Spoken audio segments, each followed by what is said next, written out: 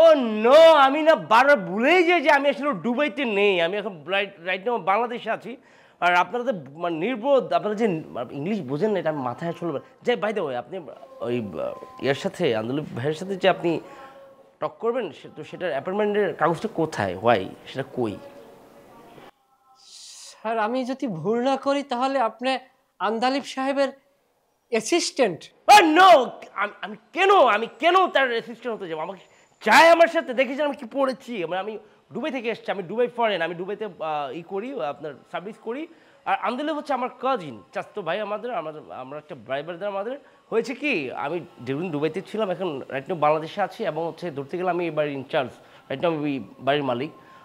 যেহেতু আপনি টক করতে আসছেন, আগে আপনি আমার সাথে টক করবেন, যদি মনে হয় যে আপনি আন্দোলনের সাথে কথা বলার যোগ্যতা রেখেছেন, তারপর আমি আসলে আন্দোলনের ভাইয়ের কাছে পাঠাবো আপনাকে। যাই হোক আপনাকে দেখেই মনে হইতেছে আপনি অত্যন্ত ক্ষমতাশালী একজন লোক।